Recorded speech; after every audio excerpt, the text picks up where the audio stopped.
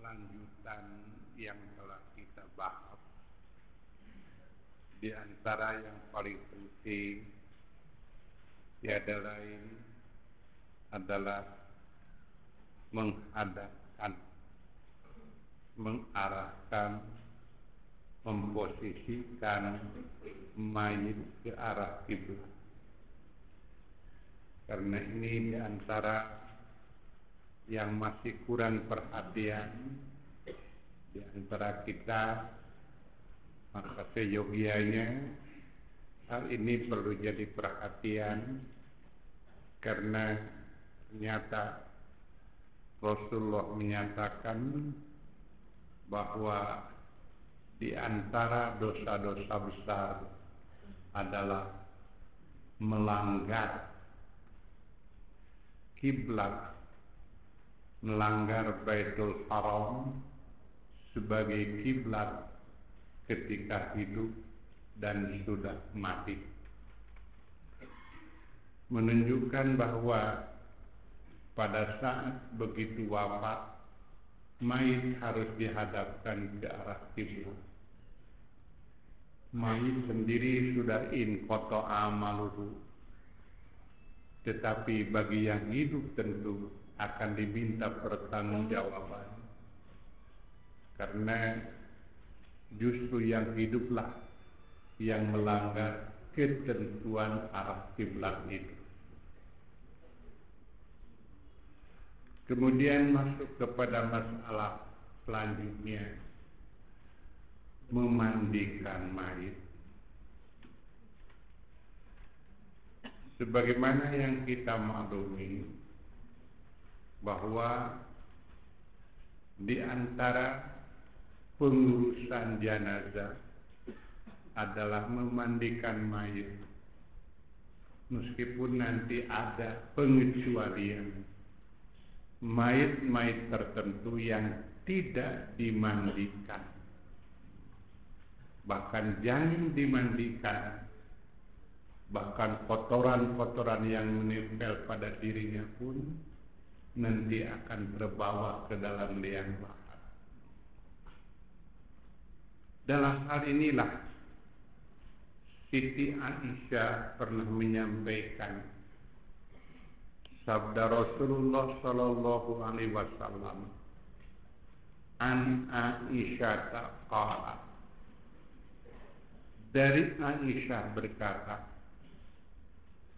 qala Rasulullah sallallahu alaihi wasallam, Rasulullah sallallahu alaihi wasallam bersabda, man ghassala majitan, barang siapa yang memandikan mayit, fa'adda fihil amanata, kemudian dia melaksanakan amanat,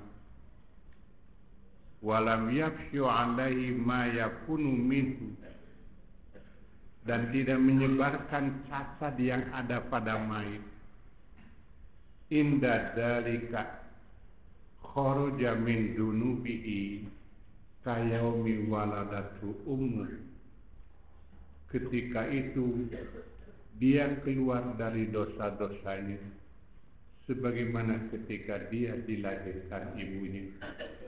Ini barangkali yang ditujukan kepada mereka yang memandikan mayit, perlu dan menjaga memelihara aib yang ada pada mayit. Barangkali kita mungkin sewaktu-waktu tidak sadar menyampaikan aib mayit kepada orang lain. Saya baru seumur hidup memandikan mayit, aku bau-bau tui. Nah, berarti dia tidak menjaga dan tidak memelihara. Justru itu yang harus dijaga dan dipelihara. Seandainya orang tahu bukan karena dia yang menyebarkan, tidak ada masalah. Tetapi orang jadi tahu karena dia itulah yang jadi masalah. Maka di sini dikatakan fa'adda fihil amanah, menunjukkan bahwa aib-aib yang ada pada mayit itu seolah-olah amanat bagi yang memandikannya agar dijaga dan dipelihara sehingga orang lain tidak tahu. Apabila demikian halnya, apabila pada satu saat memakai dinding atau hijab ketika memandikan mayit, barangkali itu salah satu hikmah kenapa harus pakai dinding, tiada lain agar terpelihara kehormatan mayat.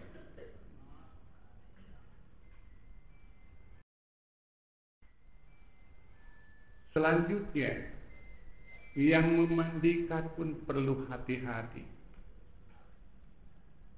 Tidak perlu dipaksakan, tetapi lakukanlah apa adanya menurut kemampuan. Sehingga ada istilah di kita di wardonan itu, dipaksa kotorannya itu keluar. Kenapa? Yang disebut kotoran itu apabila sudah keluar dari badan. Sebelum keluar dari badan itu tidak termasuk kotoran. Tetapi kenapa ketika sudah mayat jadi mayat, ada ungkapan harus dibersihkan kotorannya. Bila demikian, orang ketika hidup itu waktu sholat membawa kotoran. Kalau begitu orang ketika sholat membawa najis. Bila demikian pengertiannya. Jadi apabila sampai diurut dan dipaksakan, apakah itu tidak termasuk pernyataan seperti yang diungkapkan oleh Rasulullah selanjutnya, masih dari Siti Aisyah, anna Rasulullah sallallahu alaihi wasallam qala, bahwasanya Rasulullah bersabda, inna kasra azimil mayyit, sungguh memecahkan tulang mayit, mislu kasri azmihi hayyan, adalah seperti memecahkannya ketika hidup. Nah, ketika mayit sampai diurut perutnya, dikeluarkan kotorannya, coba terapkan kepada orang yang sedang hidup. Seperti itu, bila orang yang hidup dipaksakan dikeluarkan kotorannya, akan jadi gangguan secara fisik, berarti bagi mayit pun sama. Nah, dengan ungkapan hasri admil mayyiti nanti akan berkembang. Ini nanti hubungannya dengan masalah kemajuan teknologi dalam bidang kedokteran. Apa yang disebut transplantasi dari organ-organ tubuh. Apakah dibenarkan? Katakanlah ada ginjal, ada jantung, kemudian yang lain-lainnya. Apakah tidak termasuk? Ini yang dinyatakan mislu kasri admi hayy, seperti memecahkannya ketika sedang hidup. Pada asalnya adalah yang seperti itu terlarang. Apabila sesuatu yang terlarang, dalam arti nanti kita akan menghadapi yang disebut madharat. Apabila sesuatu yang terlarang, dalam arti nanti kita akan menghadapi yang disebut madharat. Kebalikannya, sesuatu yang boleh dilakukan. Ketika pada satu saat kita akan mengalami kesulitan, jadi dari satu sisi mengalami kesulitan, dari sisi yang lain mengalami kemadharatan. Kalau mewujudkan perintah, pada satu saat akan mengalami masyaqqah, sulit. Tetapi kalau dalam bentuk larangan, pada satu saat akan mengalami madarat. Maka dalam hal ini, seperti yang pernah kita bahas, al-masyaqqatu tajlibut taysir, bahwa kesulitan itu akan menarik kemudahan. Maka demikian pula kemadaratan, ad-daruratu tubihul mahdzura. Kemadaratan itu membolehkan yang dilarang. Ini perlu digarisbawahi, bukan menghalalkan, tetapi membolehkan. Daging babi itu hukumnya haram. Ketika pada satu saat orang terpaksa dan terdesak, mau tidak mau, dia harus makan daging babi. Maka ketika dia memakan daging babi yang asalnya terlarang, tetapi karena darurat, maka kedarurat ini bukan menghalalkan daging babi, tetapi membolehkan memakan daging babi.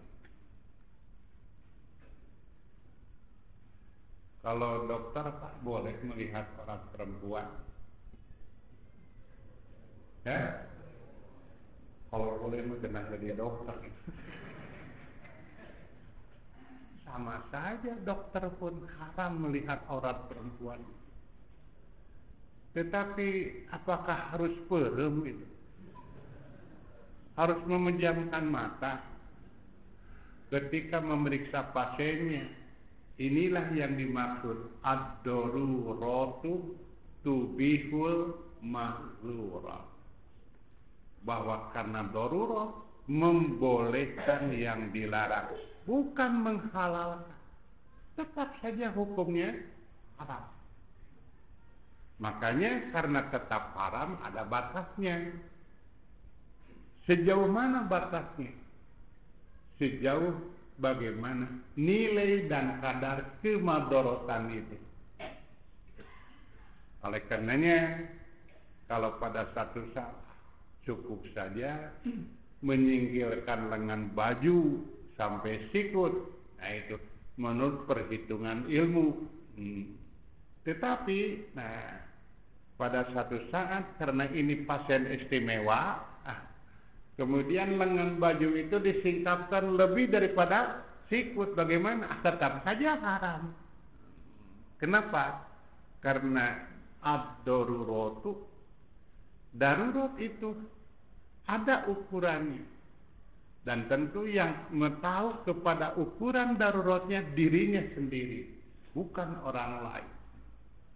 Nah, demikian pula yang berhubungan dengan inna kasr admil mayyiti mislu kasri admihi hayat. Memecahkan tulang mayit itu adalah seperti memecahkan tulangnya ketika dia masih hidup. Nah, nanti bagaimana ketika ada mayat dimanfaatkan korneanya, dimanfaatkan jantungnya, dimanfaatkan ginjalnya, apakah boleh? Tidak boleh. Haram hukumnya. Tetap pada asalnya haram. Tetapi pada satu saat ada pertimbangan. Ternyata bahwa yang memerlukan itu pada satu saat lebih bermanfaat bagi yang memerlukan. Maka tentu disinilah akan ada pertimbangan-pertimbangan. Oleh karenanya dalam hal ini perlu ada perhatian, sehingga meskipun boleh, jangan terlalu bebas. Di negara tetangga kita sudah tidak ada batas lagi. Sehingga setiap warga negara begitu wafat itu pemerintah berhak untuk mengambil organ-organ yang diperlukan. Siapa saja, bukan hanya orang luar Islam, tetapi tentu termasuk juga penduduk di sana yang muslim. Jadi begitu mati, itu pemerintah berhak untuk mengambil organ-organnya.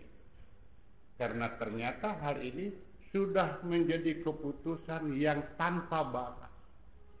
Keputusan yang bebas. Dan justru keputusannya itu adalah berdasarkan musyawarah para ulama Islam. Nah, kalau di kita MUI, kalau di sana MUIS, Majelis Ulama Singapura. Sehingga untuk mensosialisasikannya ada terbitan buku yang berhubungan dengan masalah transplantasi anggota tubuh manusia ini. Kalau dulu itu harus minta izin dari keluarga, ataupun kalau ada persetujuan yang akan meninggal ketika di rumah sakit, Anda setuju tidak? Kalau ginjal Anda diambil nanti begitu Anda wafat, kalau ada persetujuan diambil. Tetapi sekarang tidak, bebas. Sehingga tanpa batas. Bila demikian sudah tidak ada lagi yang disebut madarat. Bila sudah tidak ada sebut madarat, maka tentu tidak ada lagi manfaat itu. Maka tidak berlaku lagi halal dan haram. Sudah tidak ada boleh dan tidak boleh, karena semuanya jadi boleh. Nah, barangkali di sini perlu kita tetap memperhatikan bahwa bagaimanapun juga inna kasra abdin mayyiti mislu kasri admi hayya. Barangkali nanti ini akan berkembang. Bila masalah yang seperti itu sudah berlaku, nanti orang pun akan begitu bebas. Seperti merubah jenis kelamin. Padahal di negara kita masih terbatas. Siapa yang boleh dan apanya yang harus diperbaiki? Tidak bebas. Beda dengan di negara-negara orang yang begitu bebas karena berdasarkan kepada hak asasi manusia. Jadi pokoknya tiap orang punya hak. Entah sholat baik, tidak beragama baik, sudah hak setiap orang. Jadi kalau pada satu saat orang berzina jangan dihalangi. Ini hak setiap orang. Begitulah apabila pada satu saat segala sesuatu yang sudah ditetapkan. Kemudian masih dari Siti Aisyah menunjukkan bahwa muhrim boleh memandikan. Muhrim boleh memandikan lawan jenis. Seandainya tidak ada muhrim, boleh yang sejenis. Tetapi tentu yang lebih utama dengan semacam rumput yang biasa disebut izhir. Nah, ini barangkali yang saya pahamkan. Saya ambil paham dari sini bahwa seandainya pada satu saat bukan tidak memadai tetapi masih diperlukan, maka tidak ada salahnya pada bagian wajah, pada bagian kepala dibungkus dulu dengan plastik sehingga terpelihara kehormatan mayit. Nah, kemudian di sini dikatakan summa shallaitu alaiki, ini pada umumnya bahwa mayit itu disolati meskipun nanti ada mayit-mayit tertentu yang tidak disolati. Wadafantuki, dan nanti aku yang akan memasukkan engkau ke liang lahat. Aku yang akan menghukum. Pada satu saat seperti tadi diungkapkan, bagaimana karena keterbatasan sehingga kain kafan itu tidak memadai, karena kebetulan ada mayit yang berjamaah itu, katakanlah seperti korban bencana. Kain kafan itu kalau tiap mayit satu lembar, tiap mayit satu lembar tidak cukup, tidak jadi masalah. 2 mayit dengan 1 lembar, jadi 2 mayit 1 lembar, 2 mayit 1 lembar itu, sehingga nanti ketika menguburkannya pun akan sama-sama. Artinya dalam satu kuburan lebih dari 1 mayit, tidak jadi masalah. Makanya kalau sekarang orang-orang kota itu sudah kebingungan mencari untuk mengubur mayit itu. Yang Seret sudah penuh, kemudian Jayaraga juga itu, Sirnaraga sudah penuh, Saringin sudah padat. Bagaimana? Tidak jadi masalah, 1 lubang digunakan untuk beberapa mayit. Tidak usah diangkat dulu, langsung saja liang lahat yang sudah digunakan itu gunakan lagi. Barangkali inilah salah satu hikmah kenapa Rasulullah pernah melarang. Di antara hikmatnya, Rasulullah pernah memprediksi yang pada satu saat orang akan kekurangan tanah, kekurangan lahan. Jangankan untuk orang hidup, orang yang mati pun sudah kekurangan lahan. Makanya Rasul melarang kuburan itu ditembok. Rasul melarang kuburan itu ditulisi pakai nama. Kenapa? Biar katanya kita tahu ketika kita berziarah. Memang Rasulullah menganjurkan berziarah, tetapi tidak ada ketentuan bahwa berziarah itu harus untuk keluarga. Dan yakin ketika kita berdoa tidak akan pahili itu, yang didoakan itu kuburan orang tua kita atau bukan. Itu ada cerita itu. Ada satu keluarga ziarah ke satu kuburan, kata penjaganya, ini senaden keluarga Aden. Terus ngadua dipimpin oleh ajengan. Semuanya pada nangis. Tapi sudah begitu selesai upacara, ada lagi pengurus kuburan yang lain. Aden, bukan yang ini, kuburan bapak yang sebelah sana. Kira-kiranya dua yang tadi jadi tidak. Nangis yang tadi jadi tidak, atau mulai balikan deui itu ngadu anak jeung cerik naik. Enggak usah. Ngadu amat sampai. Sebab yang didoakan itu bukan yang di kuburan itu, tetapi yang didoakan itu adalah di alam kubur yang biasa disebut barzakh. Nah, di sini barangkali perlu dibedakan antara kuburan dengan barzakh. Kalau kuburan itu adalah kuburan jasad, kuburan fisik. Sedangkan kalau barzakh itu adalah alam arwah. Makanya ini yang dimaksud dalam Al-Quran, kamu jangan mengira dan kamu jangan mengatakan orang-orang yang terbunuh di jalan Allah itu mati.